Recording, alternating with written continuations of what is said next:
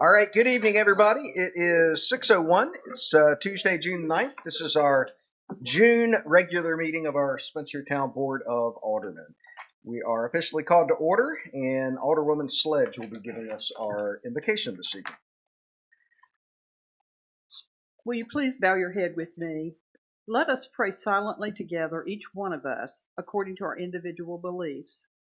Let us offer thanks for our food, blessings for one another. Let us be a source of hope for those in need and contentment for those who are lonely.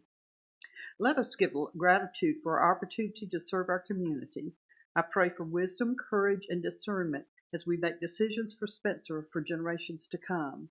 Let the feelings of love, kindness, and a well-directed yet gentle spirit always be reflected in our actions. Amen. Please rise for the Pledge of Allegiance.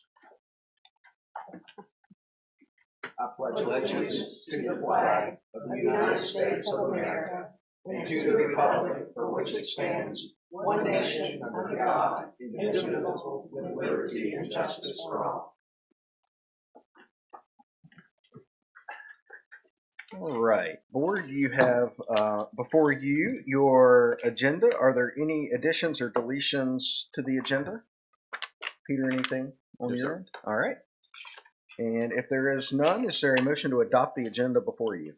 All right, there's a motion by Mr. Muhammad. Is there a second? Second. Second by the Sechrist. All in favor? All right, all opposed? And our agenda is set this evening. All right, we will start with recognitions. I know when we talked at our pre-agenda meeting, we did not have any recognitions, but I do want to read a recognition that was actually submitted to us today by one of our residents that was complimenting our waste collection team, part of our public works staff. And so I wanted to read this evening. This is from Jennifer Board, 15 Pickett Avenue. And she was commenting that they hosted over 30 master gardeners at their home last Thursday morning. And they called Wednesday afternoon to give the Public Works and Waste Collection team a heads up of all the cars that may be an inconvenience with trash collection between about 8:30 and 12:30 that morning.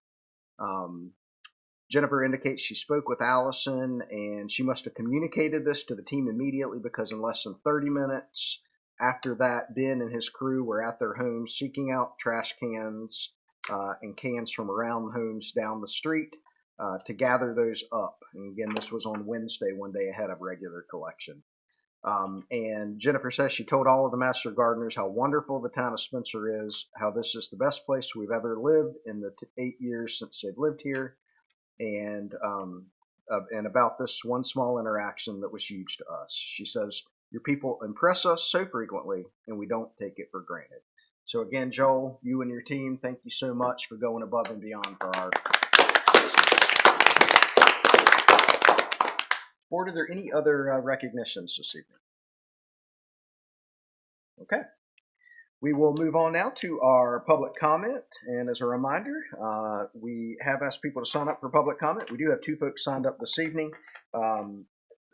Each speaker will have 3 minutes in which to speak. We do have a timer up to help keep track of time.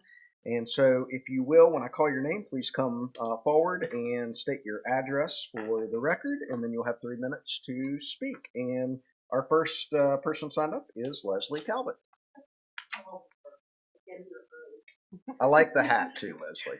Thank you. It's part of the Revolutionary War presentation we did at the library today. Very nice. It was fun. I like kids. Good recipes. I live at 308 North Salisbury Avenue. My name is Leslie Talbot, and I'm the chair of the Historic Preservation Commission. And I just wanted to give you an update on what kind of activities we've been up to, so you know we're not getting in too much trouble. We're developing something we're calling a fast track COA process, which we're hoping that if all the standards are met, you don't need to wait for a board meeting to get an approval, but we still will have to produce a COA and signatures. But we haven't run it past the entire commission yet, the HPC commission, and I do not present any final document to the board without support of my team. So the next thing that we're covering, because we're working on developing a Facebook page. Somebody pointed out that we are not reaching the constituents the way we wanted to, and so as a result, we have someone who's developing a Facebook page. So stay tuned. We're going to have a presence, and we'll make sure that you guys are comfortable with what we're doing.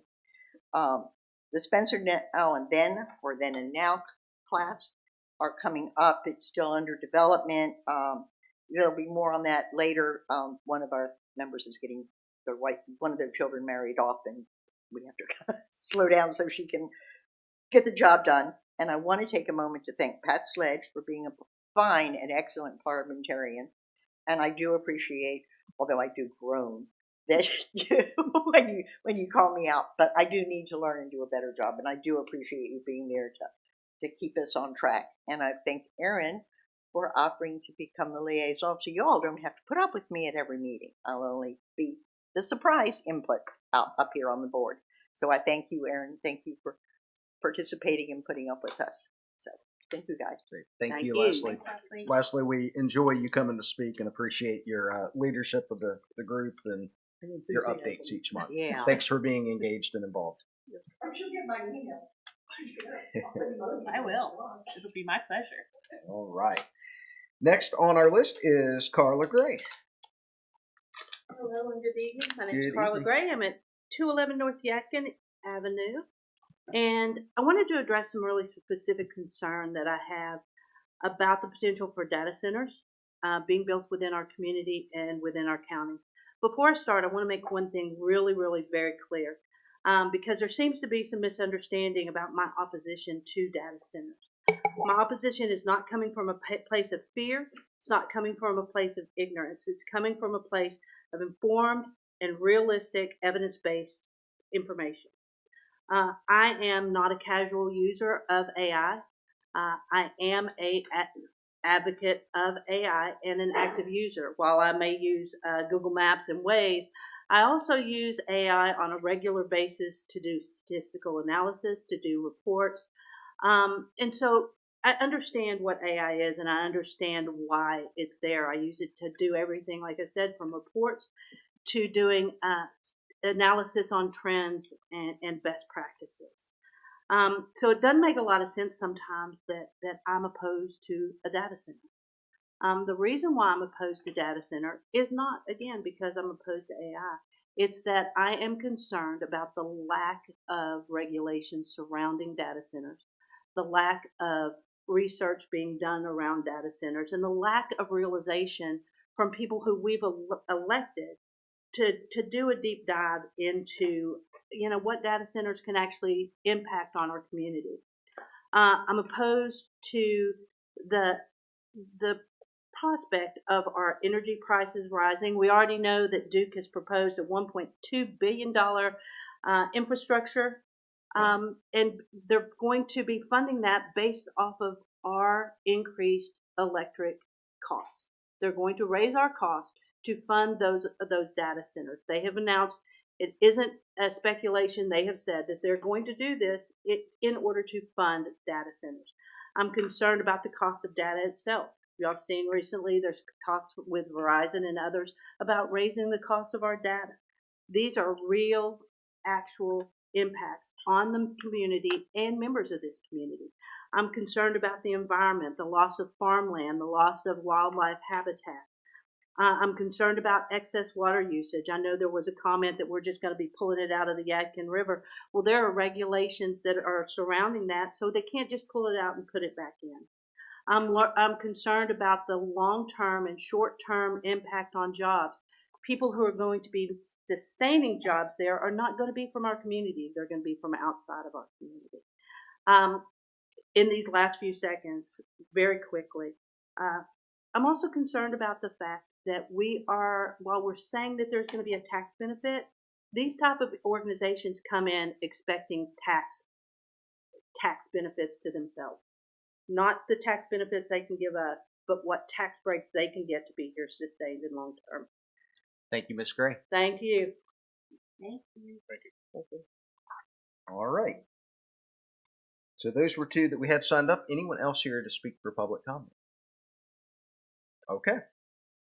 We will move on to our consent agenda and approval of minutes from last month's meeting, as well as one additional item. Is there any need to pull any items from the consent agenda? And if not, is there a motion to approve? Move to approve the consent agenda as presented. Okay, so motion by Ms. Sledge. Is there a second? Second by Mayor Pro Tem. Any further discussion? Hearing none, all in favor? All right, all opposed? And that is approved. The next item is to consider adopting Ordinance 26-04, which is our fiscal year 2026-2027 budget. Board, as you know, we've been reviewing this over the past month or so, and our staff has been working very hard over the past several months to come to a budget recommendation for you.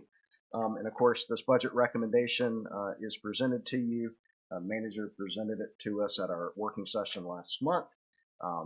And we had our hearing on that on Thursday, and so we are ready to take action on our upcoming budget. The summary of the budget is that there is no tax rate increase proposed for 2026-2027. So appreciate staff working very hard to keep that tax rate from increasing. So any questions or comments from the board or any input from the manager?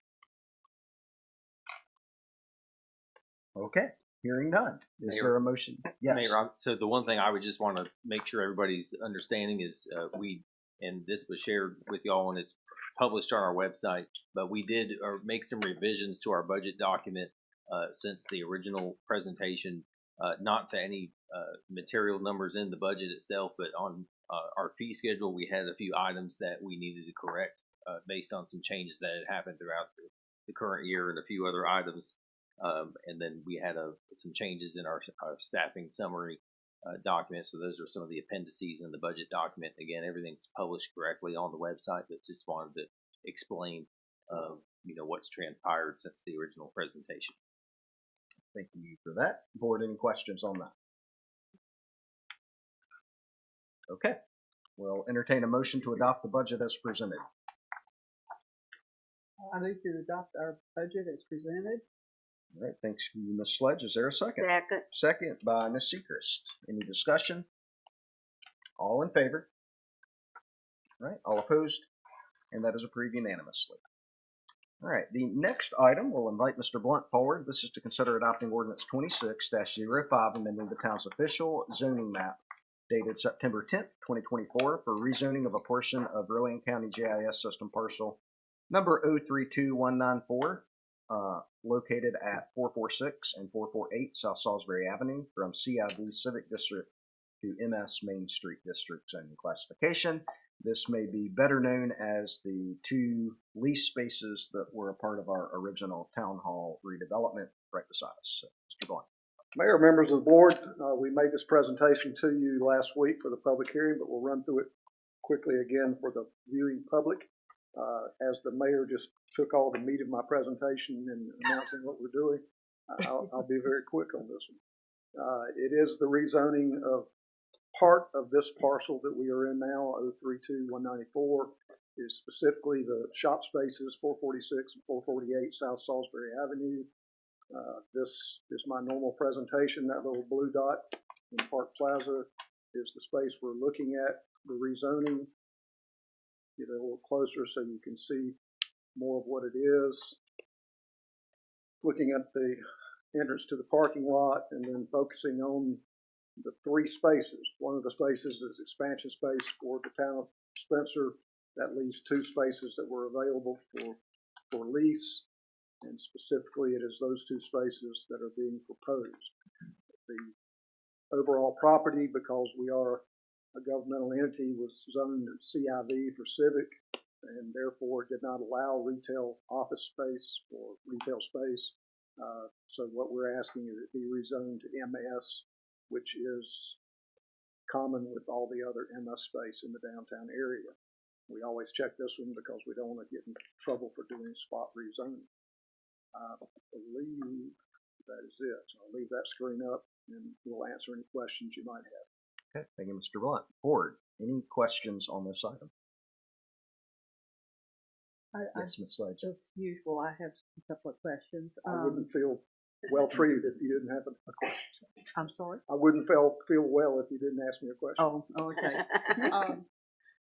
Well, one of them applies to the lease information, which we'll get to a little later, I suppose. But the window graphics on those, Yeah, I thought about that too. will those come off? Will they stay in place, or when the lights are on in the building, do you not see they're there, or how? What's that going to happen? So the graphics are can stay there if the tenants want them to stay there. If the tenants wish for them to go away, then they'll go away. I asked the company that installed them if they would be reusable. If we took them down, could they go somewhere else? But they basically get destroyed in the process.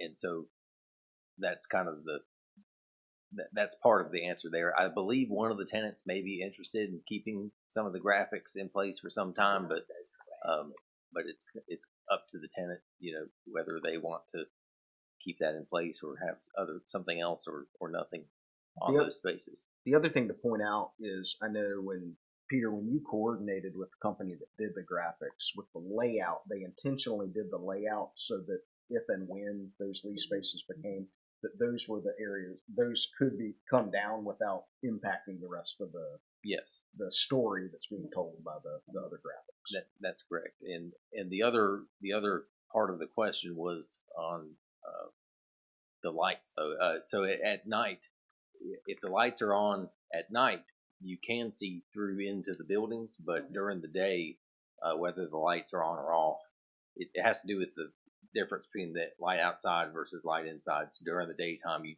whether or not lights are on, you can't really see into it. But I think that was seen at Winterfest this past year when this space closest to us was set up as the indoor market and the lights were on. All those graphics kind of disappeared at nighttime. Okay. Are we going to discuss any specifics as far as the lease is concerned? Not for this side. This is just for the rezoning. Okay. All right. I think that answers the question I had about that. Okay. Yeah, we'll get to the leases next. So if no one else has questioned, I'll do the motion. Sure. I move to approve the staff's recommendation as presented to rezone a portion of parcel 032194 located at 446 and 448 South Salisbury Avenue from CIB to the MS zoning classification by adoption of ordinance 26-05. All right, there's a motion by Ms. Moody and a second by Mayor Pro Tem. All in favor? All right, all opposed? And that is approved. And we will also need a motion for the statement of consistency and reasonableness. I move to adopt a statement of consistency and reasonableness, stating that we find this rezoning is consistent in general with the town's comprehensive land use plan for requirements of North Carolina General Statutes 160D-605A. We further find this zoning to be reasonable in all ways as prescribed by North Carolina General Statutes 160D-605B. This rezoning will be beneficial to the citizens of the town of Spencer. All right, there's a motion by Ms. Sledge. Is there a second? Second by Ms. Stanley. All in favor? All right, all opposed? And that is approved. Thank you very much. The next item will be to consider two resolutions, 26-04 and 26-05, to authorize leases of property at these two subject property addresses, 446 and 448 South Salisbury Avenue. Mr. Franzese. Thank you very much, Mayor and members of the board. We do have two resolutions before you, and they're pursuant to General Statutes Chapter 160A, subsection 272, that says that the town may enter into leases of up to 10 years upon a resolution of the board adopted at a regular meeting after 30 days of public notice, which has been provided. We provided public notice on Thursday, May 7th in the Salisbury Post, and they have the resolutions before you would approve proposed leases of property to Howe Enterprises LLC and Third Strike Cards LLC.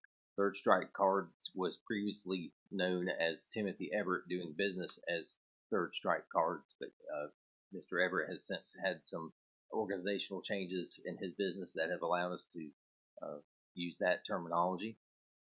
The term would be for up to 5 years, and the resolution authorizes the town manager to execute any instruments. And what's interesting about this whole process is we have been in conversations with both proposed tenants about a very reasonable lease rate, but also a tenant upfit. So the tenants would be making the improvements to the spaces in order for them to conduct business. The lease documents spell out responsibility, structure-wise, of what's the town's responsibility, which is essentially the exterior and major system components of the building, and the tenants take it from that. And the other thing I'll mention about the proposed lease is we had originally proposed still an overall 5-year period, but separated into individual 1-year terms. But we have since revised that to have language of a term of 3 years, and then allowing 1-year renewals, still adding up to 5 years. And we believe that offers the tenants a fair assurance of their ability to recoup their investment that they're going to be making into the property. And Mr. Dees, I don't know if there's anything else you would want to add to this. We appreciate your assistance in getting all these put together. I think you covered it well. All right. I know both proposed tenants are here this evening. It's not that we're having a public hearing at this point or anything, but in case they had anything they wanted to share with you, they could. If you'd like to hear anything from them, they are here. Okay. Board? Any questions at this point for the manager or for the proposed resource? I did wonder one thing. I know we didn't do upfits on those because we, at the point, didn't have the money to do it, and also wanted to have the tenants, whoever that would be able to do it however they needed. Do those units for lease have HVAC in place already? They have heating and air conditioning in place. So the units are in place. The duct work that would need to, there still would be some duct work that would be part of the tenant upfit, but the units are there. One of the spaces, the unit's fully functional. The other one, we have recently gotten some repair quotes together because and it's nothing catastrophic, but there are going to need to be some repairs made to one of the units to get it functioning. There's some a blower motor issue in that one, but yes, so there are the basic electrical and mechanical and plumbing systems, fire protection systems. Those are already in place. Okay. And those remain property of the town. Is that correct? That's correct. Okay. And essentially the improvements that are made within become part of the property as well. So if somebody, which is the intention, for example, restrooms are going to be installed and various other more finishing type elements. Those are part of the property. Mm-hmm. Now, if there are things put in like shelving or types of things that are more movable, those are not part of the property. I signed a lease a number of years ago, and surprised when I found out that some of the things that I didn't realize were my responsibility. So I just wanted to ask that question. Any other questions? I have a question. Based on the annual rent, is this something that will increase over time, or will it remain the duration? I mean, you said 3 years, this lease term. So for this proposed 5 years lease, there is no change proposed in the annual rent amount for that. So if it were for that first 3 years or the 2 renewals to take it to 5 years, the lease amount would stay the same.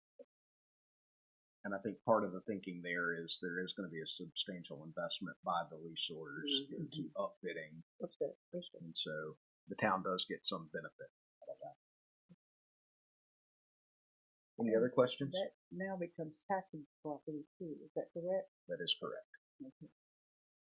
So the real property is not taxable, but personal property within could be. Is that It correct? would be, yeah, business equipment, but the real estate, not.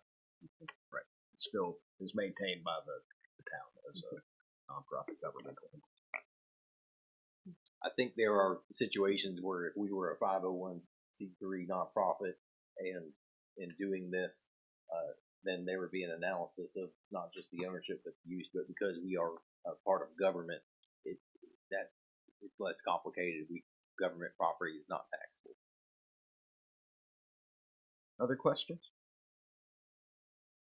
I'll just say I'm excited to see that we're going to have 2 vacant spaces in our Park Plaza complex that are going to be filled and retail, and that we're getting to see an existing business storefront here in town that's going to be staying. So that's exciting.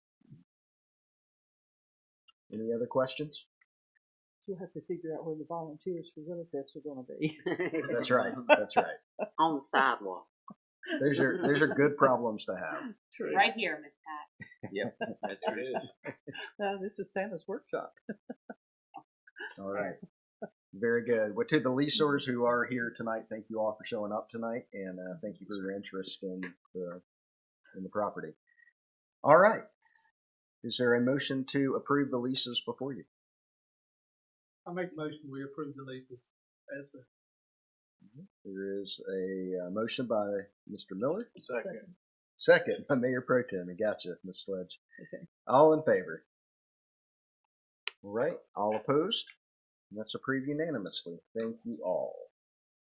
All right. So- Mayor, one comment, man. Yes. If we can get a motion to approve the resolution, that's what I'll. Thank you. The manager. We will. Yeah. So we have Let's, two resolutions. Go back and have a motion to approve Resolution 26-04 and 26-05 that would authorize the manager to execute those leases. I make a motion that we adopt the resolution of 2604 and 2605 authorizing the lease property of 446 and 448 South Alderman All right. Avenue. That motion is by Ms. Stanley. Is there a second on that? Second. Second by Ms. Sledge. All in favor? All right. All opposed? And that's approved. Thanks for keeping us straight, Mr. Dees.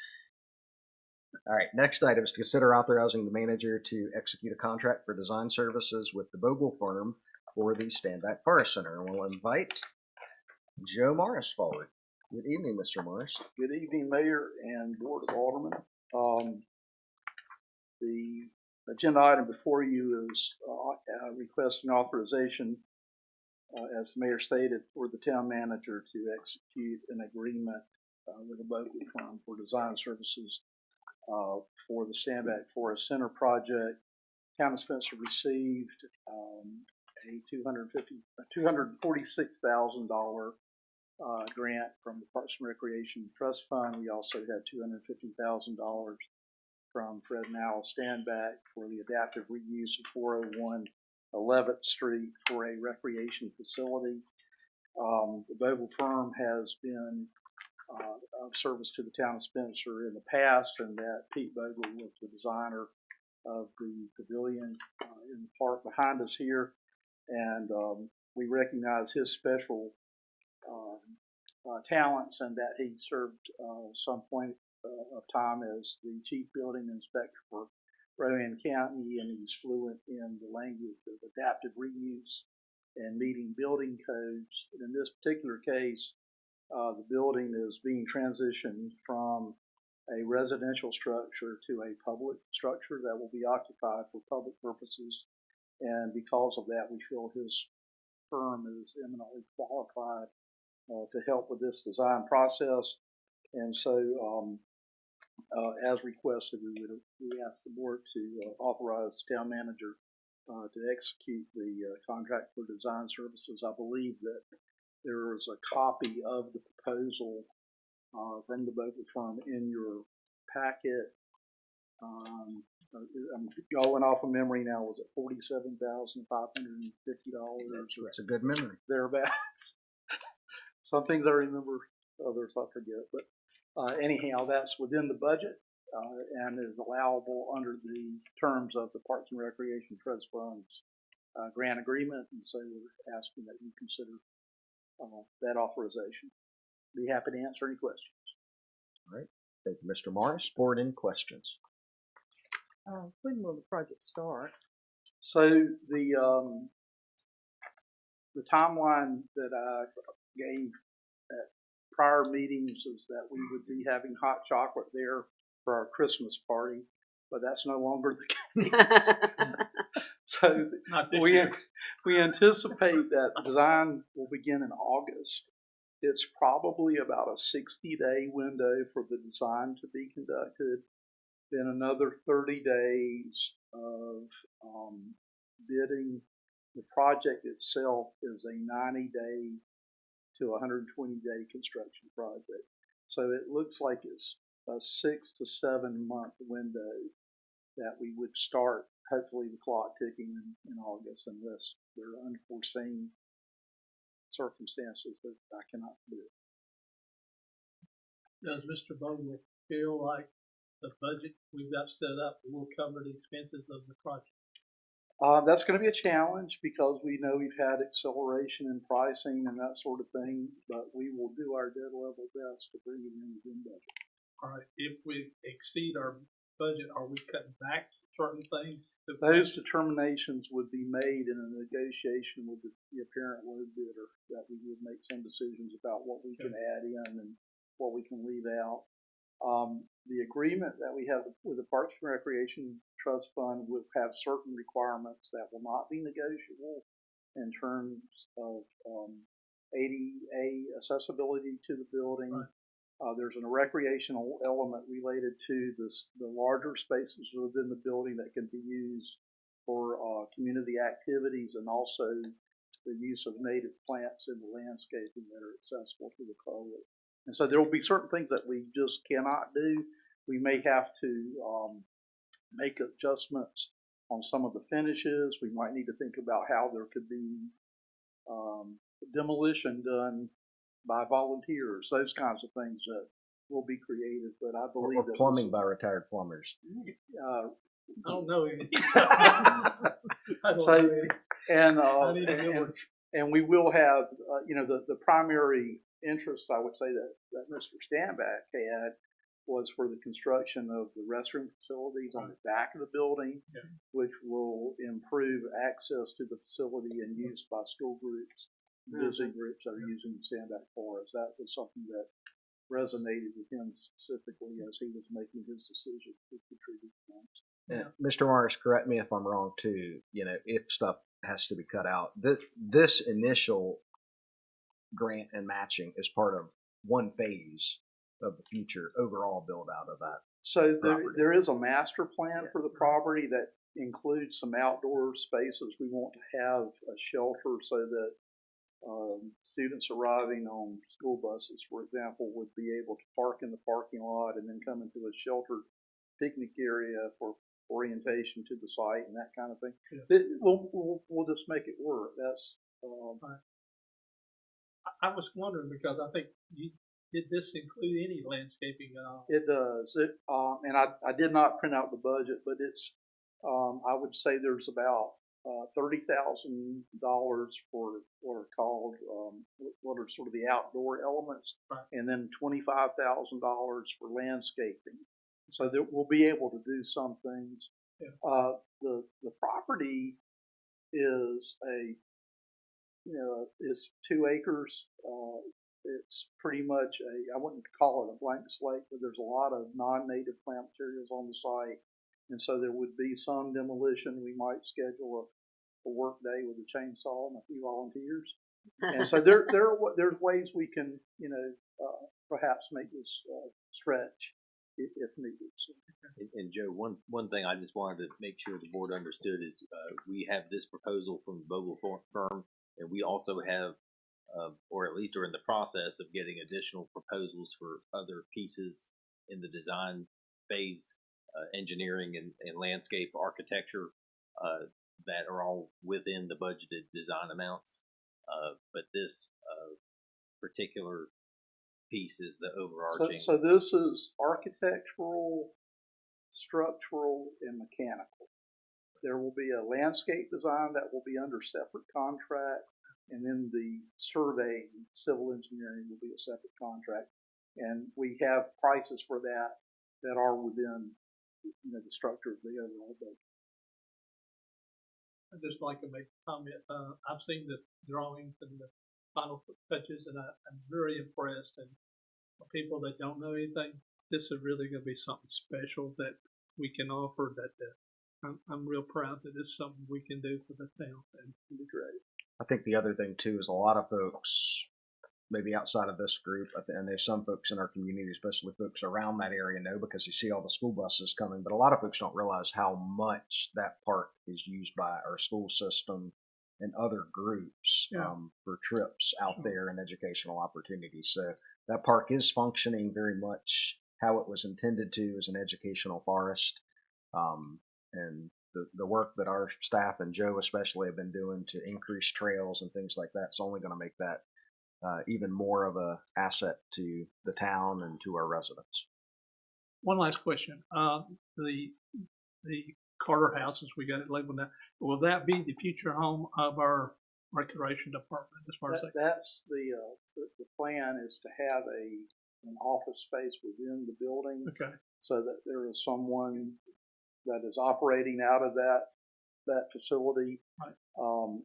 The other thing that we're hoping to do is in the landscape, for example, set the outdoor area up as sort of a welcome center for the park. And if someone arrived at Standback Forest and didn't have time to, walk what will be, several thousand feet of trail, 15,000 feet of trails ultimately, they would be able to see native plants that are located within the woodlands now and get a sense of the flora of the overall park. And there would be a certain self-guided element to that.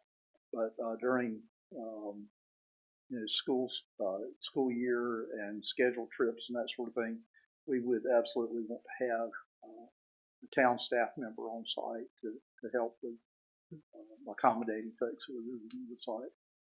I think it's an awesome opportunity too for with the Community Appearance Commission, Sure. right? To have some demonstration gardens and things like that. I could see the Master Gardeners Association doing some classes and things like that out there. The current plan is for the 2-car garage to be sort of a flex space that can be meeting space or classroom space, and so that groups from the community will have a place if there were a local garden club or scout troop or something that wanted to meet there, we could maybe consider that as That'd be good. That'd be good. Like I said, very impressive. I just wanted to say that I recently spoke with Dana Jordan, who's a longtime science teacher over at North Rand High School, and the whole school was very appreciative of everything our town has done to help get the courtyards and the grounds in shape and looking much better. And she is very interested in speaking with some people up here at Town Hall, and I told her who to contact and about some projects for her students next year. And there may be some opportunities where they can help with some of this stuff. This would be with, I think she said, earth and environmental sciences. And just to continue that, I've actually had a conversation with a member of the faculty at Talbot College who teaches environmental education, and she is Lisa Pope is the professor, and she's indicated a willingness to work with us on the interpretive materials within the house, and so there's a story that we'll be able to tell through the eyes of a emerging generation of environmentally aware people. So it'll be great. Okay, thanks. One other question. There's a reference in the packet that speaks to a rate sheet attached, and it is not there. Should it be? I'm sorry. Mr. Bogle. There's a reference to a rate sheet that says it's attached, but it's not, and I'm asking if it should be. I don't think I've seen it. And if it was in an earlier iteration, I may have failed to pass that along. I apologize, but it's for if anything goes beyond a certain amount, he would have an hourly rate, and honestly, I don't know what that is, so. It is important to note, though, in the proposal that the scope that he's proposed is based on a fixed fee. Right. So would not be Yeah. based on those rates. It would only be for additional services. For whatever reason, I concluded it wasn't that important. So my apologies. Well, But it's good information to have maybe if we need something else. Maybe it should say it's the rate sheet not attached or something. Oversight on my part. I apologize. Okay. All right. Board, any other questions? If there are none, is there a motion to authorize the town manager to execute the contract for design services with the Bogle Farm for the Standback Forest Center? I'll make that motion, please. All right. Motion by Mr. Miller. Second. Second by Ms. Moody. Any further discussion? Hearing none, all in favor? All right. All opposed? And that's approved. All right. Thank you, Mr. Morris. Next is to consider adopting Budget Ordinance Amendment 25-11.015 for governing body projects and parks maintenance. Mr. Granzies. Thank you, Mayor and Board. And, we discussed this at pre-agenda. This is a budget amendment to clean up the governing body projects line due to some activity from this past budget year, but also allows us to program some entertainment in for the June 27th event that will happen associated with the Transportation Museum's fireworks event. We have lined up a musical performance by Liam Pendergrass, and Liam performed in the fall at the Race to the River Festival, and this will be a performance leading up to the fireworks that's designed to complement what will happen at the museum prior to that, indoors. They're going to have a 7 p.m. Letters from Home USO style performance indoors, and then so around 8 or 8:15, Liam will perform outdoors, leading up to the fireworks. It will also be able to have accommodation of off-duty staffing for public safety during the event.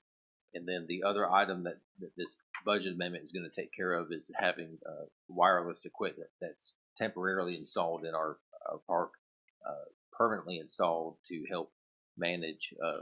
help us manage some of the equipment and help facilitate some of the activities at Winterfest. And what I'll note is today Joel worked very hard to accommodate the new lock that we were talking about. It was installed today. It's functioning, so we have now got that in place for it'll on a schedule lock it each night, and then we'll be able to easily get it open each day as needed. And so we're glad that's all in place.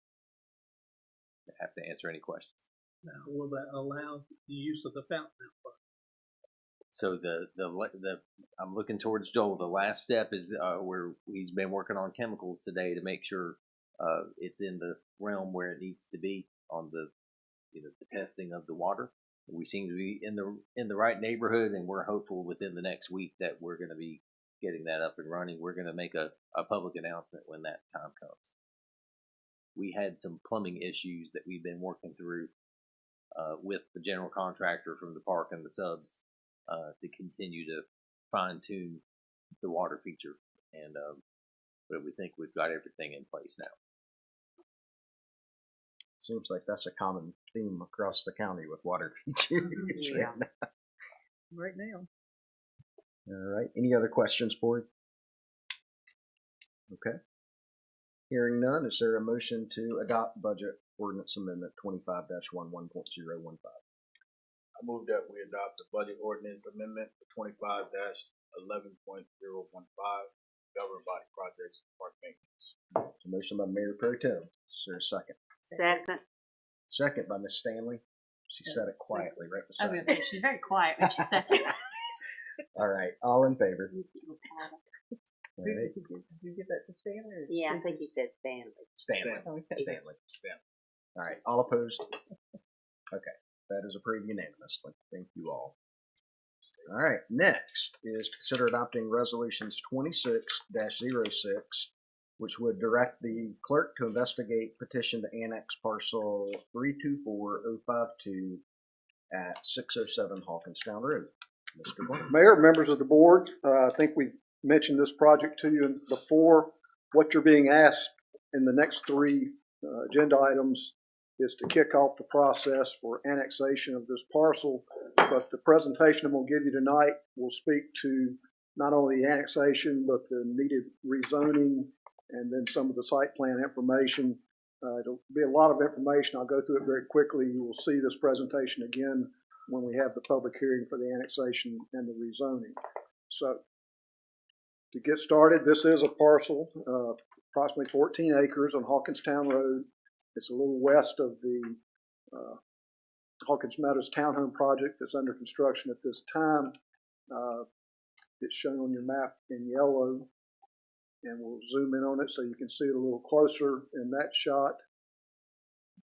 This is a concept site plan that has been submitted by the developer to show what they're planning to do. It's a 30-home subdivision with a new road and a cul-de-sac at the bottom. We'll have a playground, stormwater collection system. And as you can see from this drawing, and maybe you'll see it better when we zoom in there, and then this one actually turns that site plan to the proper north-south and lays it on the aerial map.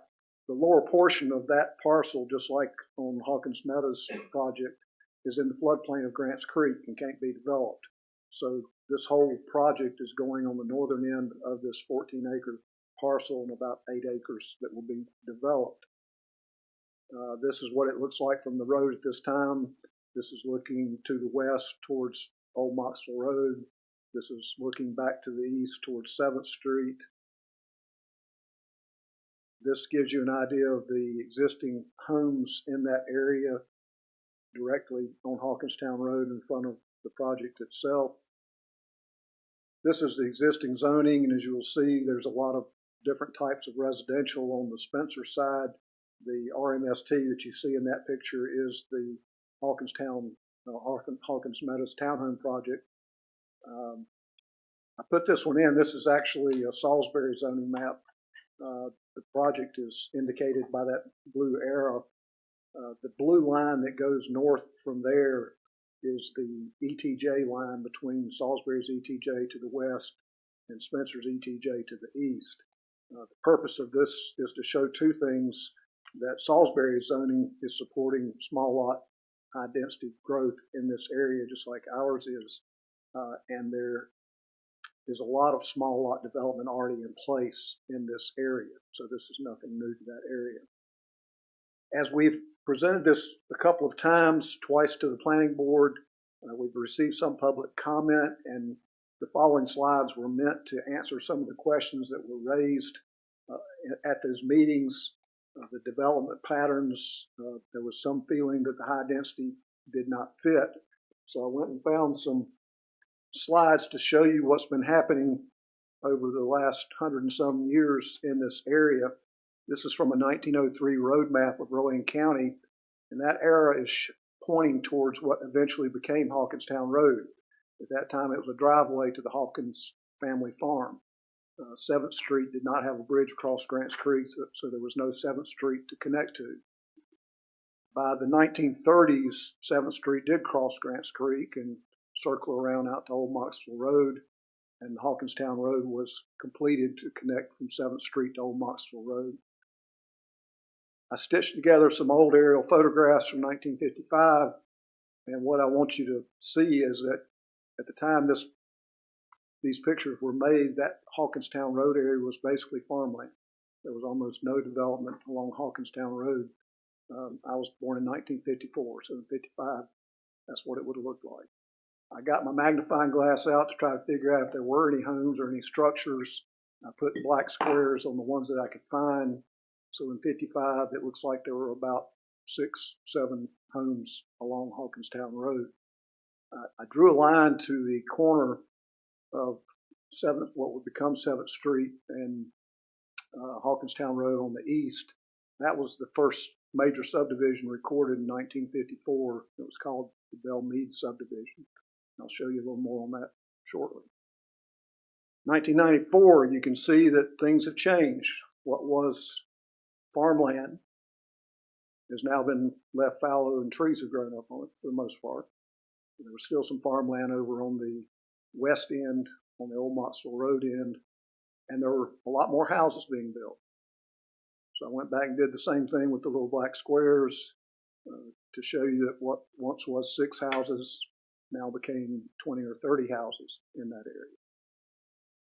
And then the 2025 aerial photograph, this shows you primarily what I wanted you to see is the high density growth on the west end of Hawkinstown Road in the Salisbury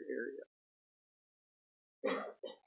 As I was going through doing the research, I started opening up some of the plats on individual houses in the area and stumbled on the fact that this area has been subject to subdivision activity for a long, long time.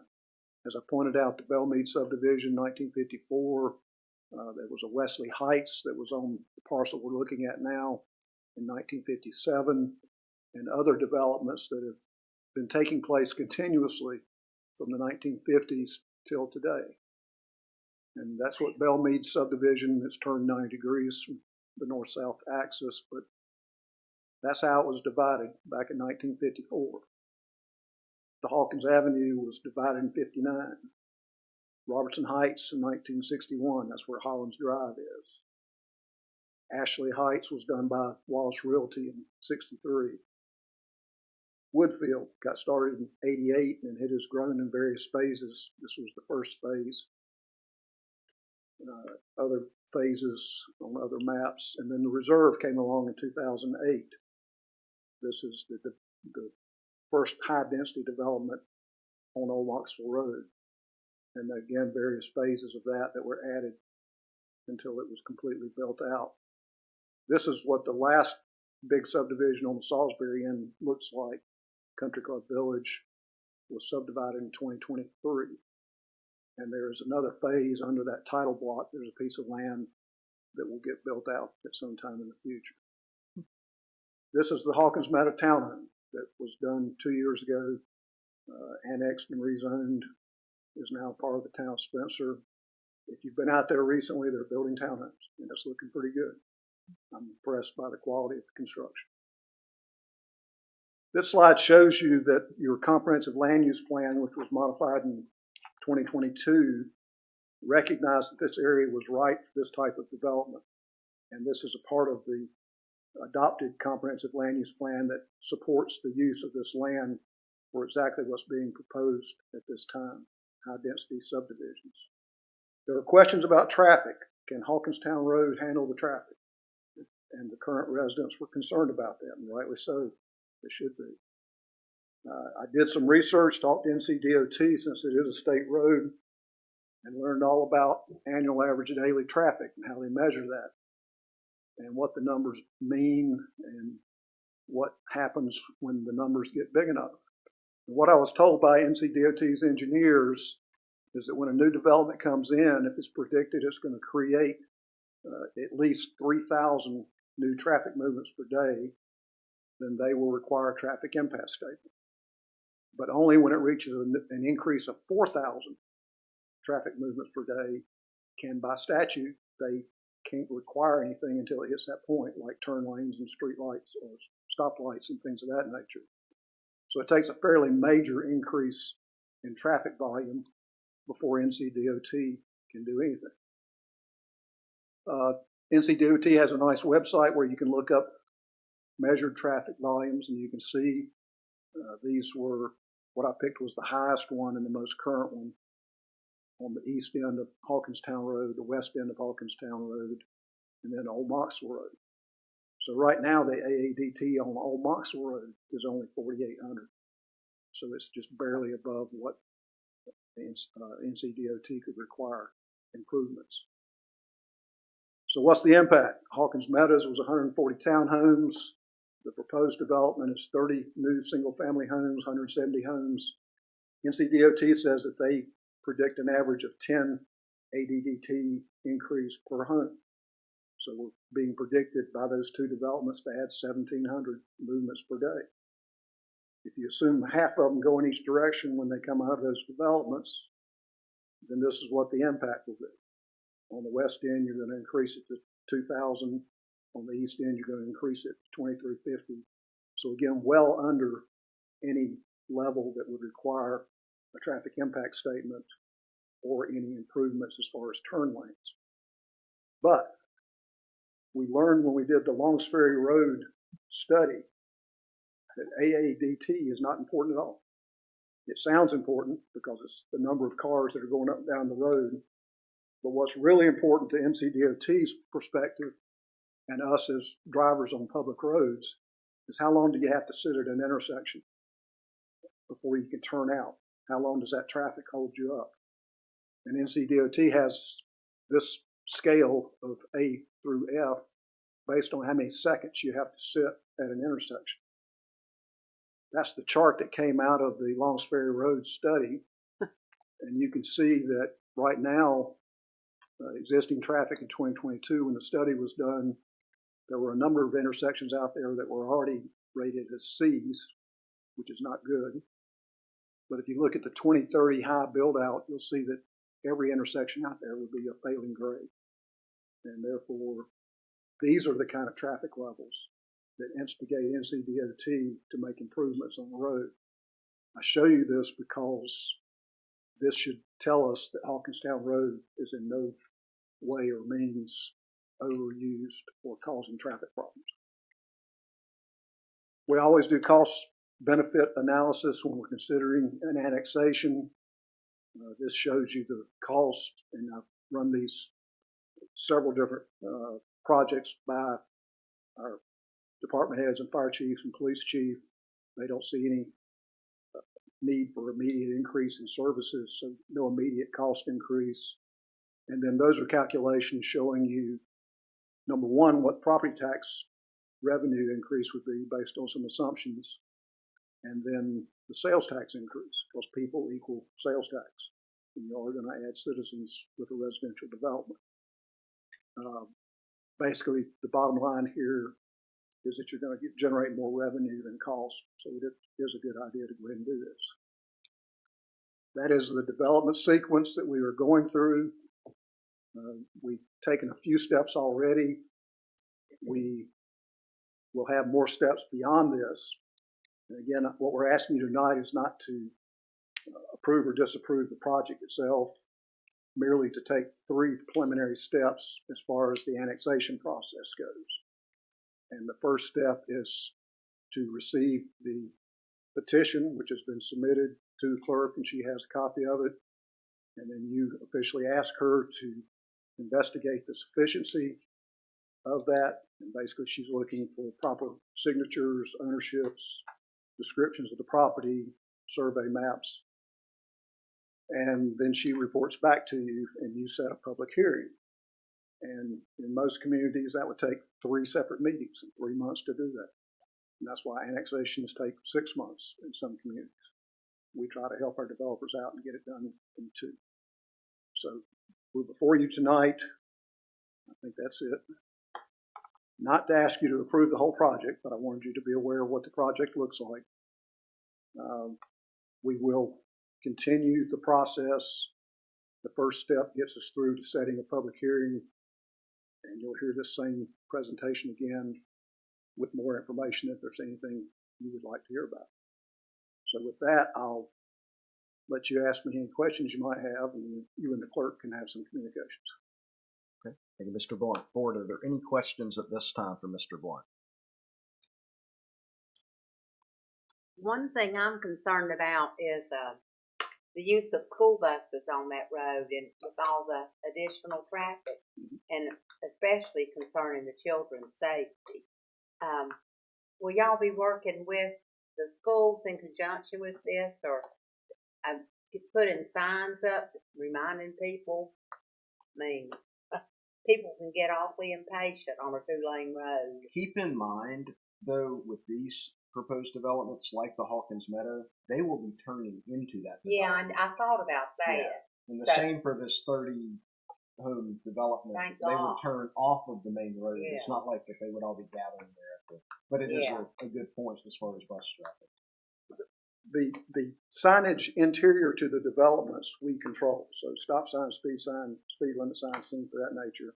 Any signage on Hawkinstown Road itself or on 7th or Old Knoxville is up to NCDOT. they certainly, they and the school system will work together to ensure the safety of the students. We took a field trip today and rode out because they finished repaving it and have restriped it now. And they increased the shoulder width and put new gravel down. And the road itself looks good now. It's really looking like a good road. So I think the numbers that we provided you with should show that, contrary to anecdotal evidence and personal beliefs, that road is not overloaded with vehicles at this time. Mr. Blunt, can you remind me what is the level of residency we would have to get to on that road in RETJ for NCDOT to put in sidewalk? Put in a sidewalk. I know it's a different question, but talking about the kids' safety though, there's already a ton of kids who live out in that area who walk to school. NCDOT would allow us to build the sidewalk if the town of Spencer wants to invest in that, and then they would allow us to maintain my question. When would they fund the building of a sidewalk? At any point of occupancy, do they hit that point? Nope. They're not in the sidewalk business. Despite the complete street policies and all these types of things that have happened over time, that it's something where they allow municipalities to participate in projects and create what they call betterments. But I will point out that we've been trying to get a greenway system built in this area. Yep, that's and very the greenway itself, there's 2 routings. Hopefully we can build out both routings. And the north side routing would run along the back of these properties and would come into Spencer. So if kids wanted to walk or ride their bike to school, they would be able to get on that greenway and zoom right to it without worrying about traffic. So lots of projects coming together, and that would be a great one for the community. Mr. Blunt, I've got a question kind of related to Ms. Moody's question, but I think, talking about the requirements of a development to do the traffic impact study and upgrades, I guess my question is, at what point do the cumulative effects of development along that road constitute improvements? Well, when they hit the 4,000 level, the next person that comes in the door and says, I want to build a 2-unit subdivision, that person's probably going to get stuck with the cost of doing a traffic impact study. And they will probably tell him that your 2-unit facility isn't going to be requiring to put in turn lanes, but the next 30 unit would probably have to put in the turn lanes. That's what we're seeing on various roads. Longs Ferry Road is the best example I can give you. NCDOT doesn't, they think ahead, but they don't solve problems ahead of time. They wait till the very last person that wants to develop it trips it over that level, and then that person gets to pay for the improvements. Doesn't sound like a fair plan to me, but that's the way DOT does it. Another good example of that, I think, is anybody's been out Highway 70, the apartments that are going in there are having to put a turn lane in at this point because they took that direction. Old Moxville Road, the last development out north of Hawkinstown Road, had to put in 2 turn lanes there. So they tripped the level of traffic on Old Moxville Road. And they're the ones that got stuck with having to put in turn lanes. So from this point out, any major subdivision on Old Moxville Road will have to do the same. And then at some point, they start looking at the cumulative effect and try to figure out where they have to put signalized intersections in. And again, it's that last person building, or that next person building a subdivision that gets stuck with the cost of that. It doesn't get spread over all the subdivisions that are causing the problem. It's the last person that gets stuck with it. In the description of the existing deed, there's something here about the National Geographic Study Monument, Dawn. Is that something that's? There are concrete monuments that are used by surveyors. Right. When they find a corner that needs to be historically maintained, right, they put the monument in the ground. And then when a surveyor comes in to plat out a piece of property, they usually start at one of those monuments and then work their way back to the property you're actually surveying. That gives you a fixed point to start the survey at. So it's not an actual monument of any size. It really is a concrete monument. With I a know little what those look like. medallion in it. Yeah, I that know. marks. I know. I knew where one of those got knocked out of the ground, so I know what that is. But I just wasn't sure. And then most surveys you'll see reference iron pins or Right. concrete pins. My survey on my farm talks about the old ash tree with two trunks and the Right. fence line, and Yeah. the creek that meanders down through the field. So Yeah. things have evolved to the point where they're trying to keep permanent monuments in place that the future can reference back to. Okay. Anything else, board?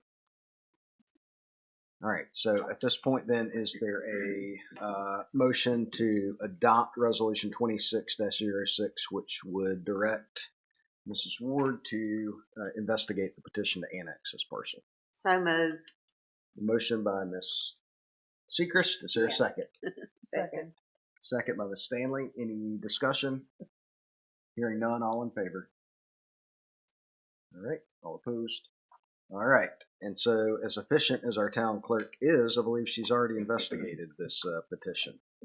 And so, Mr. Blunt, we will... Again, the clerk has, I talked to her earlier this morning to make sure she would say yes when I ask her these questions, but she has investigated the sufficiency. Again, by statute, these steps are spelled out that you have to go through.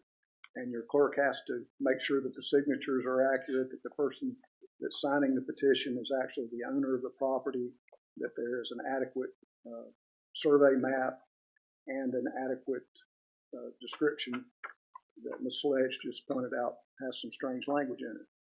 And in my understanding from this morning, Ms. Ward says she has investigated and she does find it sufficient. I'll let her answer that question. Yes, it is sufficient. I did forget to ask you, this is for if the annexation and everything goes through, for the recording purposes. The map I have says it's preliminary, not for recordation or sales. We will get that correct. Okay, perfect. But it was sufficient for this. Okay. Thank you. Board, any questions for the clerk related to the certificate of sufficiency? And if not, is there a motion to accept it? So moved. Motion by Ms. Moody. Second by Mayor Pro Tem. All in favor? All right. All opposed? And that is approved. All right. The next item is also related to this, and it will be to consider adopting Resolution 26-07 that would set the public hearing date for this proposed annexation of parcel 324052 at 607 Hawkinstown Road. And again, by statute, you have to pass a resolution setting the public hearing. Staff can't set that date, so we're asking you to pass that resolution to set the date for the public hearing. Correct. And remind us when that proposed date is, Mr. Blunt. Well, that's a good question. It's at your July pre-agenda meeting. I've got it here. The date would be 5:30 p.m. or soon thereafter on July 9th. Thank you, sir. And the reason I struggle with that, we got 3 or 4 annexations in the pipeline and 5 or 6 rezonings in the pipeline, so I lose track of dates. All right, board, any questions on that proposed date? And if not, is there a motion to approve or adopt Resolution 26-07 that would set that hearing date? So moved. The motion again by Ms. Sechrist. Second. Second by Ms. Moody. All in favor? All right, all opposed? And that public hearing is set. Thank you. Thank you, Mr. Blunt. We will roll right into your planning department report. And after all of that, I will shorten my presentation and say you have my written report. I'll be glad to answer any questions. Thank you, sir. Board, any questions for Mr. Blunt? Just out of curiosity, how built out is the Belle Meade? Belle Meade is a DOT refers to the streets as orphan streets. We refer to them as orphan right-of-ways. So when Belle Meade was designed, it had a grid of streets, about 6 different streets, and they built 3 of them. And unfortunately, those unbuilt streets leave a lot of the lots in Belle Meade as unbuildable until the streets get built. Unfortunately, the lots were sold to various and sundry people, and there's no coordination between those property owners to invest in building out the roads. So I get calls several times a week on parcels in that area wanting to know if they can build a house on the property.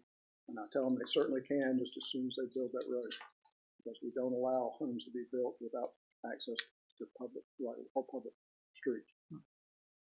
We need to be able to get our fire engines and ambulances to those properties. And that is part of the reason that we modified the comprehensive land use plan to suggest that all these small parcels get combined, and then they can invest in building out the road system, and then they could subdivide it back out again to build homes. So hopefully that will happen over time. Board, any other questions? Thank you, Mr. Blunt. Thank you. We'll now invite Chief File forward for the code enforcement report, followed by the police report. Good evening, Mr. Mayor, members of the board. Good evening. Good evening. I'm gonna try to keep it short also tonight. So I've provided the monthly code enforcement report. 32 total cases for the month, which I thought was pretty good because we had a week of training and a week of vacation for our code officer. So he still managed to handle 32 cases for the month, so we certainly were happy with that. And I will mention one property that we've been working on in the 400 block of North Salisbury Avenue. You may have saw piles of stuff out there, so we've been working with that landlord. That's actually part of our remedial action program.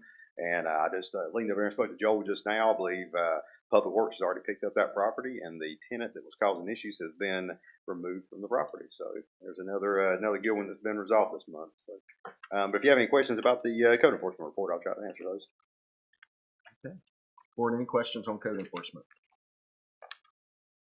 Just out of curiosity, there's a couple of notes in here. I think it's 420 Steeplechase for chickens. Is that in the chicken program, or is that outside of that program? I believe that was actually one, and I think Steven's aware of this. I may let him speak on it because I think he's been working on Preston on that. Just out of curiosity. So, yeah. We had a property where the owner was reported to have chickens and ducks, and Preston investigated, found that they did not have a permit for the chickens, so they have since come in and gotten a permit for the chickens and a permit for the fencing they put in for the chickens.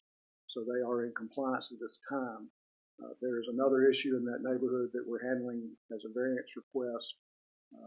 It may come to you as a request for a text amendment for another issue, an animal larger than a chicken. So Would that be the horse in the Might be the backyard? Might be a horse. Sure. It's still the horse. Okay. Thank you. Sorry, I like updates on our chicken program. I'm a big fan. Did Mr. Blunt ever get his permit? It's a good question. Did Mr. Blunt ever get his chicken permit? Or did Mrs. Blunt ever get her chicken permit? Nice lady who sent you the accolades for picking up the trash over the has applied for a chicken permit. She's directly across the street. It's creaking more quickly than my bike. Free range. I will say regarding the horse issue, I know I've personally gotten some complaints from other residents in the area. So, and I know we've been dealing with this for some months now, and I'm sure lots of folks would like to see it resolved sooner rather than later. Excuse me. All right. Anything else on code enforcement?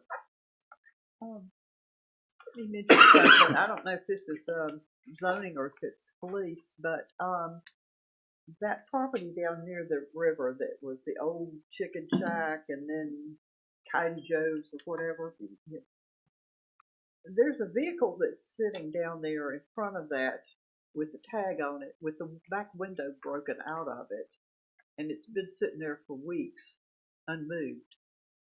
Does that justify having somebody check on that? I would imagine it's already been checked on, and I would venture to say, but I don't know that for a fact whether it has or not. But we certainly sent somebody to check on it. But yeah. I know they've been doing some work at that property. We have seen some people in and out of there. So maybe that's just that particular vehicle that's been left there, but it doesn't appear to have been moved over a period of time. Right, and being off of being out of the right of way, so we wouldn't tow it. Right. So obviously, if the property owner wanted towed, they certainly could do that. But I'll check in the system see if we've already had notes in there about it. There's a concern about the safety of the person or whatever. Right. Thanks. All right. All right. Well, easy report for the month. 2,255 events for this month, and we're starting to. So now we're kind of starting to ramp up for all of our weird to say, but all the holiday work that comes for the officers. So this is kind of our kickoff time.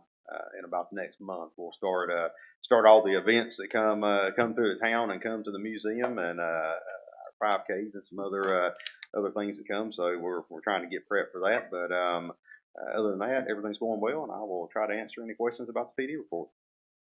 Okay, board. Any questions on from the police department? I will mention one thing. I just received a message, and I think Peter and the clerk were copied on this. There's a political organization called Working America that will begin canvassing here later this week. So that is protected speech that we cannot regulate. So just if you happen to get any calls about that, they sent us a list. They're kind of going above and beyond what they're required to do. So they sent us a list of the canvassers that'll be in the area. I always try to tell people when political canvassers are here that no soliciting signs do not equal you go to jail for trespassing.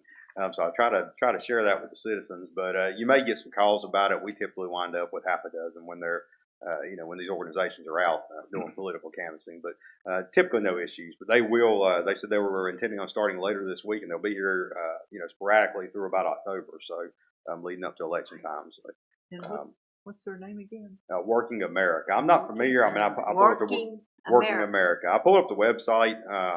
I'm not specifically familiar with that organization, but it is a valid organization. I did a little research on it just to confirm that. So.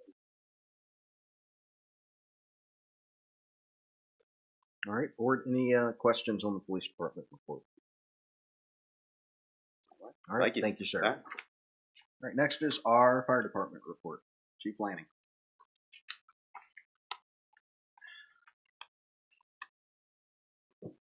Mayor and board, how are you this afternoon? Good.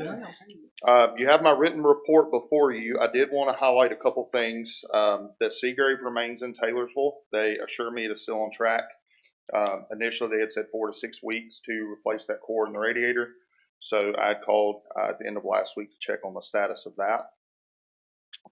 This Saturday from 9 to 2 is the fire truck show at the museum.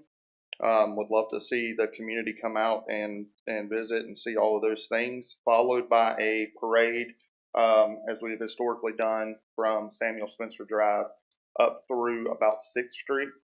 And that will be happening at 2:30. And then July 20th through the 22nd is our fire camp. Unfortunately, I think this was our smallest year thus far, but it's okay. Those kids will just get a little more attention. So we had 10 applicants in total. And so looking forward to that. I'd be happy to answer any questions you may have. Board, any questions for Chief Lanning? I know y'all been busy lately. Okay. All right. Thank you. All right. Thank you. Thank you. All right. Next is Public Works, Mr. Taylor.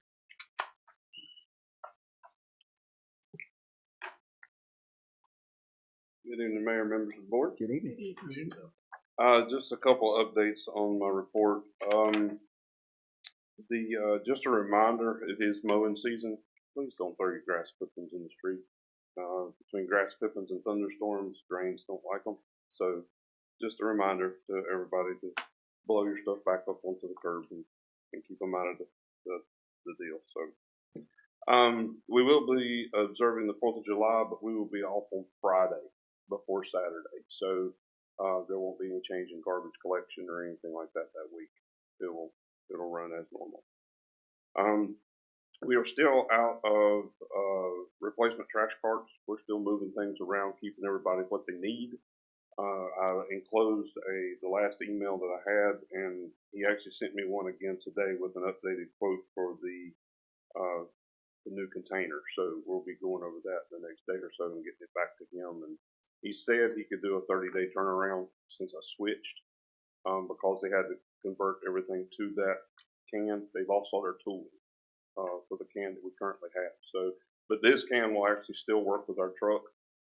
It's still body shaped, pretty much the same diameters. It's just the lid's a little bit different.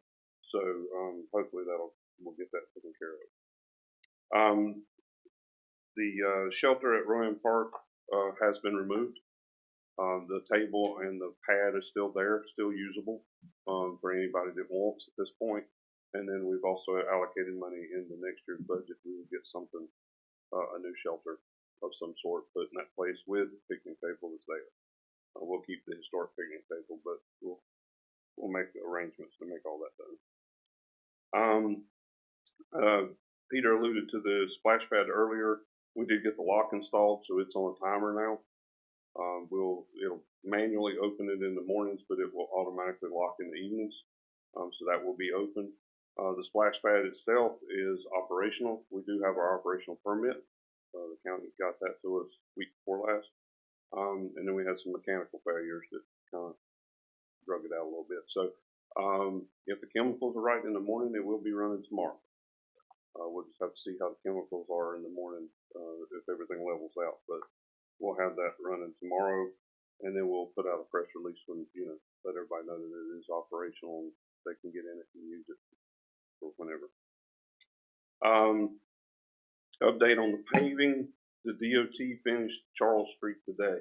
They didn't quite get done. Well, they haven't come by my house when I left. Oh, well, they won't be that way.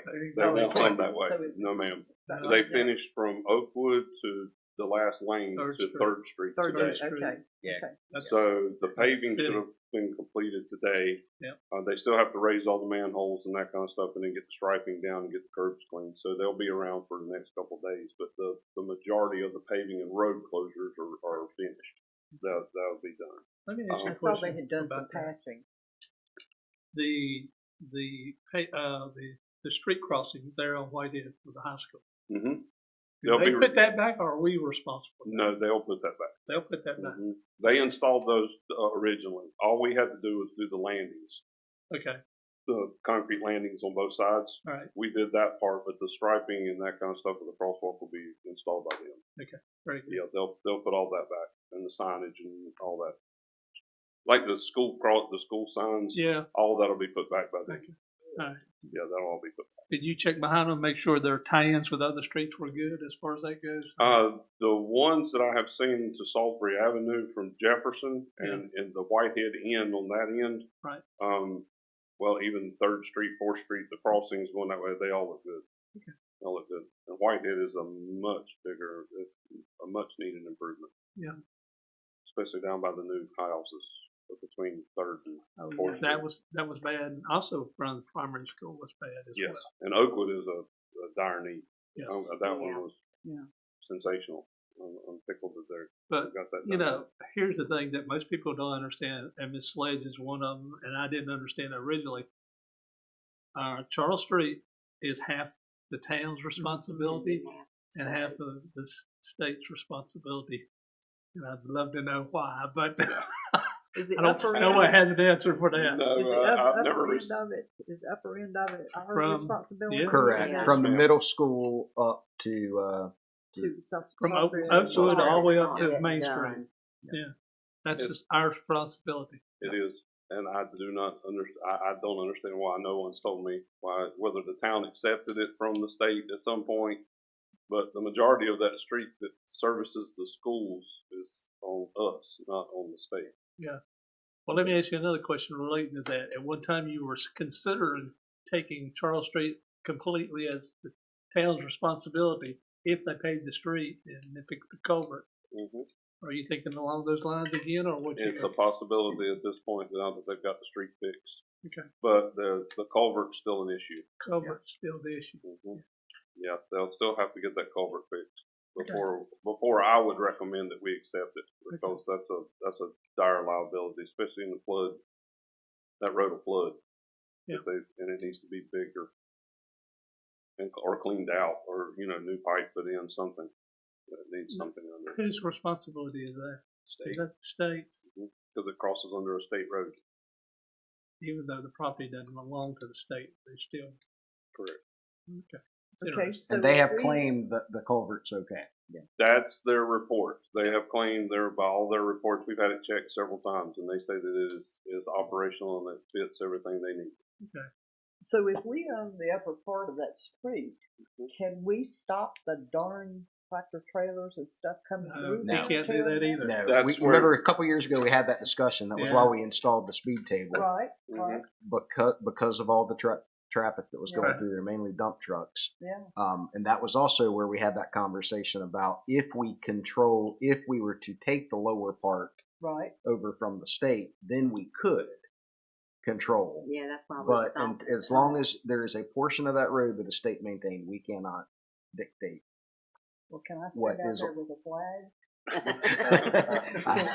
Well, the thing about it is, on Charles Street last week, as Miss Sledge will know, they were hauling gravel for the proposed data center, and that was all week, every day, probably as many as 20 trucks More than 20. going one way and back, one Well, way and back. We've seen that with any construction, that's going on, whether it's with the interstate or anything, any rock that's coming from a quarry Quarry comes in through Woodleaf is coming Charles through Street. Charles That's a Street. shortcut.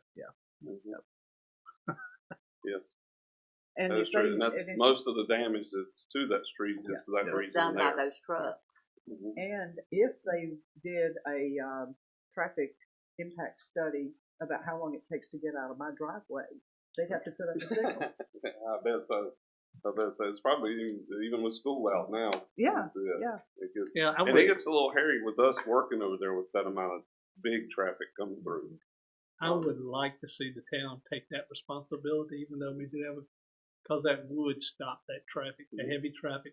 That is a safety issue for the schools Sure is. and everything else. So I would hope that the town would think about that responsibility in the near future.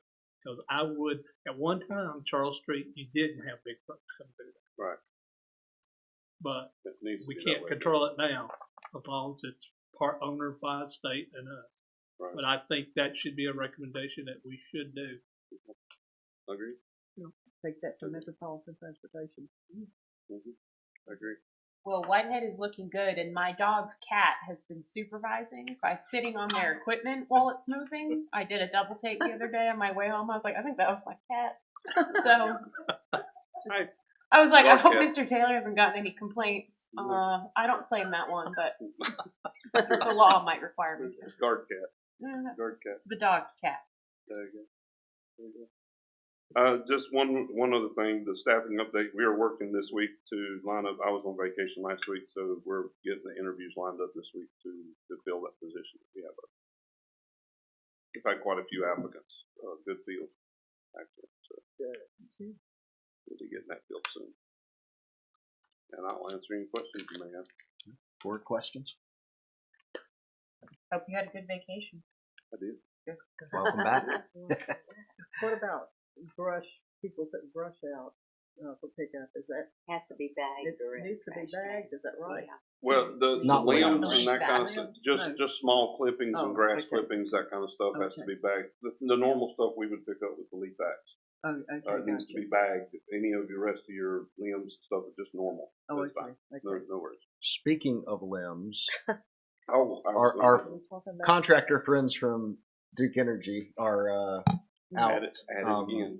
at it again on the north part of town and into Salisbury. With no notification to us. And I didn't know it till I came back for the meeting tonight They and saw were it. they've been working down 17th Street, and Yeah.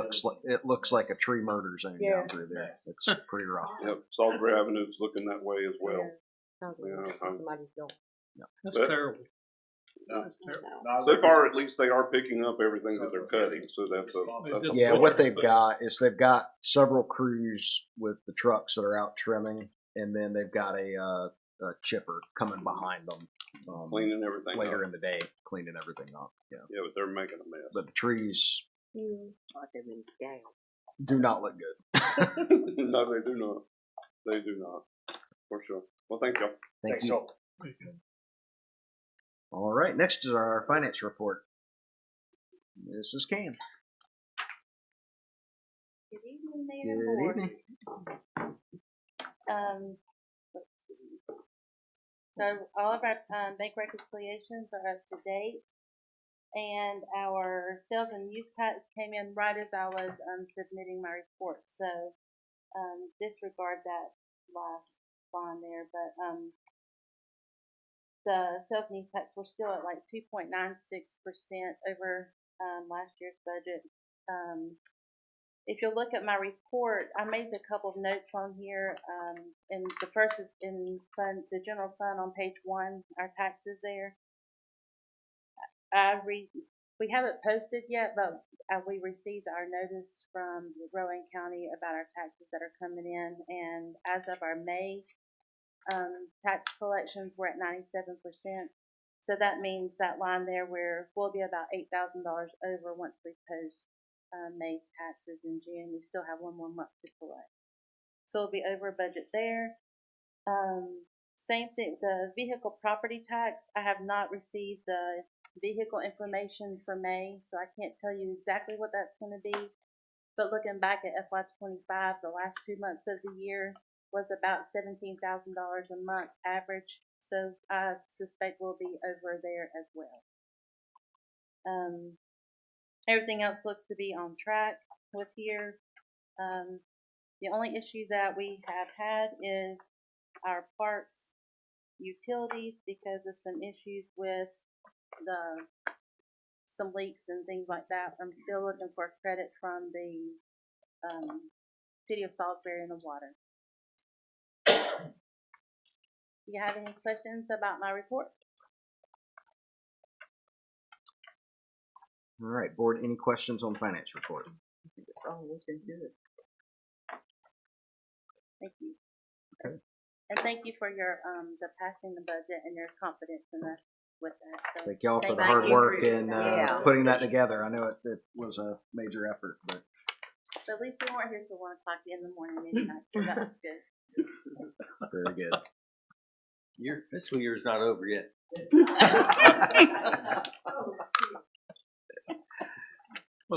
It's on cruise control through the end of the month, right? All right. Next is our active living department report. Mrs. Ward. And just to piggyback on that last part, I'm glad that this year I was not putting it all together right into the meeting, and then we had to move Peter's evaluation and all like last year.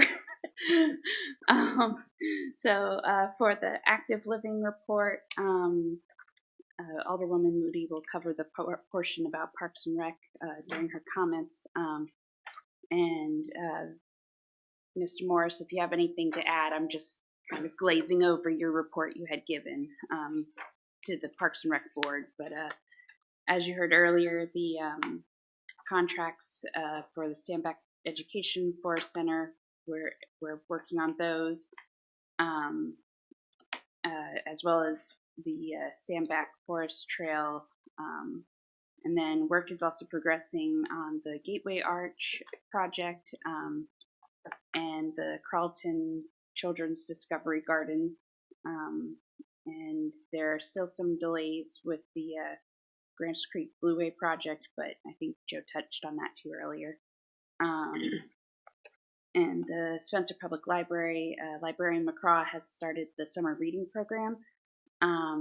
The first event was actually this past Saturday, but moving forward, starting today, because as Ms. Talbot mentioned earlier, she was part of it today. But it's every Tuesday at 2 p.m. through early July, and the full schedule is in my report and online as well. If there are any questions, I will try to answer or drag Joe up here. All right, thank you. Any questions for Mrs. Ward? All right, thank you very much. We will roll right into the town manager report. Mr. Franzese.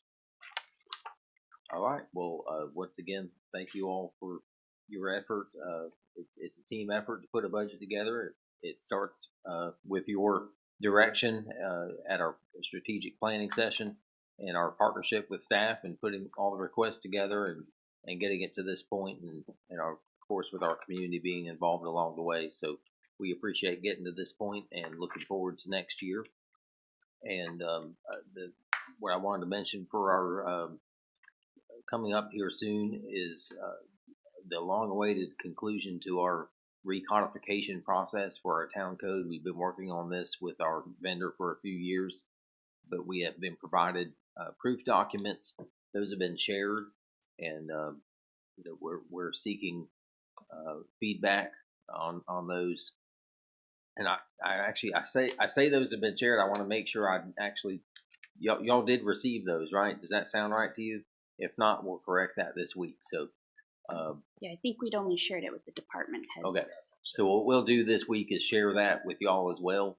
But the idea is that if we can provide any kind of feedback to them by the 13th of July, they'll continue with that production process and hopefully teeing it up for y'all to consider adopting the updated recodification in August. We're not looking for substantive changes at this point. It's more of typographical kind of things, so we don't expect y'all to read through every letter of it. That's what we're making Steve do. Pat said she's ready. Yeah, it's like 825 pages or something. So, I've looked through some of it before. Have fun. I will. Will it be linked so that you can click on something and go to a section? Do you know? I don't think there's at this point links, and I think it's a PDF with everything, but I don't think there's a table of contents, but I don't think that table of contents in this proof. But once it's published, it will be a live online code with links and all that sort of thing. So yes. Do we have a code of conduct for the town? I haven't found one, but there was a reference to that made at one of the training meetings for the League of Municipalities.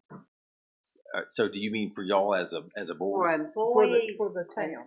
In board or what? Well, it just said ask your town manager about the code of conduct for the town. Specific. So we do have personnel policies. I mean, that act in the same way as we certainly do for staff, but some boards will have a board document, and I don't know if that was the question. And I feel like this group has talked about that before, but hasn't necessarily gotten to the point of putting one together. I think we did adopt I forget the exact title of it, but where you all are able to blanking on the words, like if somebody won't be able to speak if you all vote a certain way. It's not recused, but it's something like that. Censure somebody? Yes. Yeah. Yes. Thank you. Never mind. It's a C, not an R. Okay. Censure's a whole different thing, though. Right. Yeah. Yeah, but that had, I don't know if it was code of ethics or what it was called, but I can look for that. Okay. We did pass that a while back. So the only other thing I wanted to mention, and I believe y'all are aware, but our former town manager and former board of alderman member and former community member Reed Waters did pass away in May, and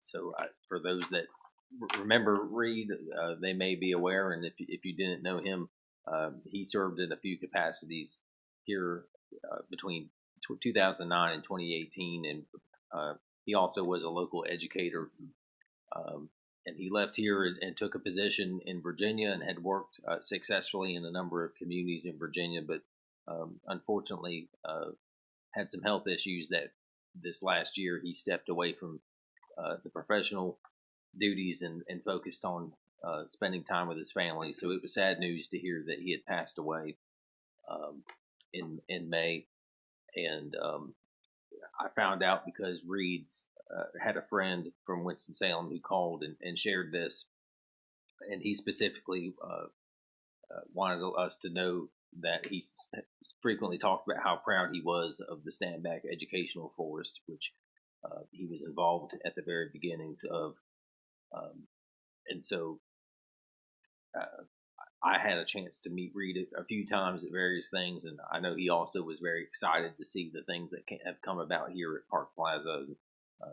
That was starting to be formulated as an idea while he was here. So within my report, I published a link to the obituary that was published for him with more information, but wanted to acknowledge that, share our condolences with his family. Board, any questions for Mr. Franzese on his report? And if not, we will move to comments from the board, and we'll start with Ms. Sledge. I think I'm almost at a loss for words today. I attended the planning board meeting last night. I'm here today. Tomorrow I will be at the Central Carolina Council of Governments for the executive meeting. I'm the Rowan County delegate this year for Central Carolina. Something Thursday, I can't remember what anyway. But it's been a full week. But it's I was able to attend the symphony on Saturday in the Bell Park Tower, Bell Tower Green, and look forward to the activities that we have planned for our park.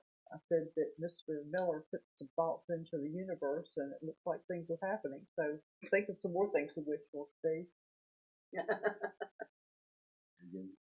All right, thank you, Ms. Sledge. Ms. Seekers.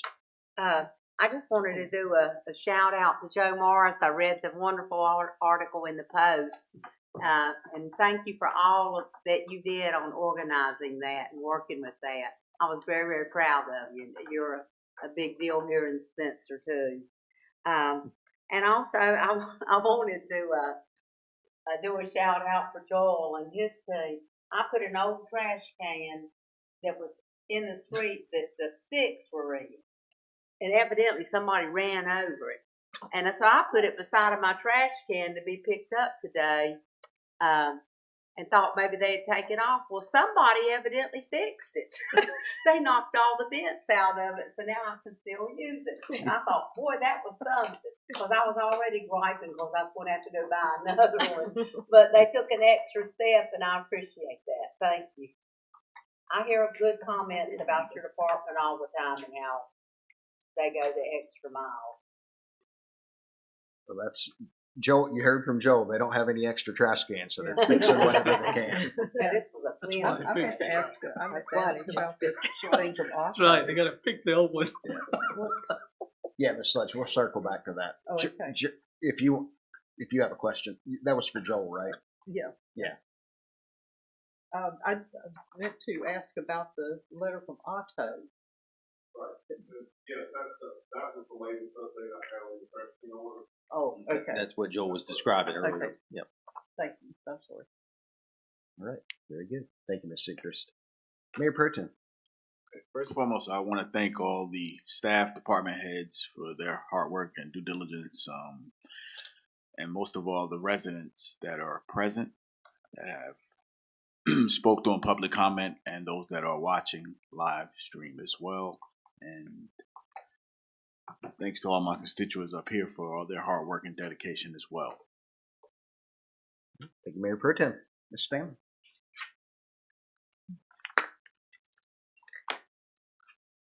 I'm going back to a convention, conference that we went to, and ice cream. You scream, we all scream for ice cream. It is now summertime. What I did, I just wanted to break the loop, break the monotony of the meeting, and get you thinking on something else. As far as summer's here, kids are out playing. Let's be mindful of them while they're out there. I also want to thank all of those people who labor in the town of Spencer. It doesn't go unnoticed, and I thank you and appreciate you for all that you do and your hard work. That's all. Thank you. Ms. Moody. Okay, the Parks and Recreation Advisory Board met on June 3rd. They discussed potential park performances, which haven't really been spoken into existence because I got a call today from a band looking to perform, so that was great. They talked about event policies, planning for Creek Week 2026, and attendance at the Great Trails State Conference through the Creating Outdoor Economies program. So there's that. I'm very excited and happy. It's my pleasure to sit with the Historic Preservation Commission and help bring their messages to the board. And then in the spirit of June being Pride Month, we all know that I am a child advocate through and through. There's some really incredible research through the Trevor Project, but in summation, a single accepting adult can make a measurable and potentially life-saving difference in the life of a youth who identifies as LGBTQ+. And so if you should have the privilege to be that supportive adult, just know that that actually does have a life-saving impact on our youth. So happy June Pride Month. Thank you, Ms. Moody. Mr. Miller.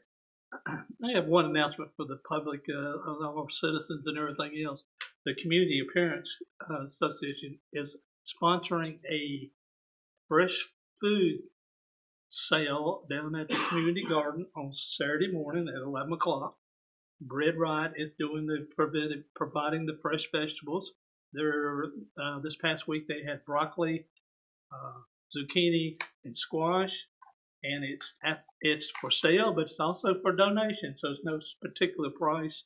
We'd like to see that continue throughout the summer.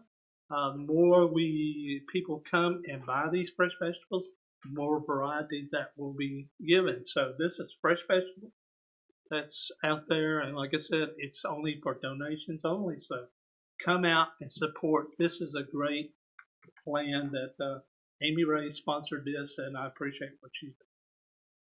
Will it be every Saturday? Is that Every Saturday at 11 o'clock.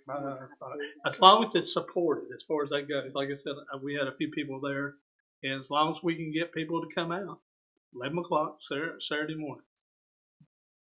Community garden. I think they're there till 12:30. I think it's because I saw it at 12:38 on Saturday and just missed it. So. Great. Thank you, Mr. Miller. John, Yes. I have one other quick thing to add. Okay. As a history teacher retired, I would be remiss if I didn't wish everyone a happy 4th of July for our 250th anniversary coming up. And there's lots of events going on, so I hope that all of you will have a chance to enjoy something from your porch or up here at the museum or someplace else in Rowan County, or even if you're just watching something on TV. But celebrate 250 years. It's something to be proud of. Very good. And so that feeds right into what my announcement was going to be. Just a reminder that June 27th is our fireworks show in partnership with Transportation Museum.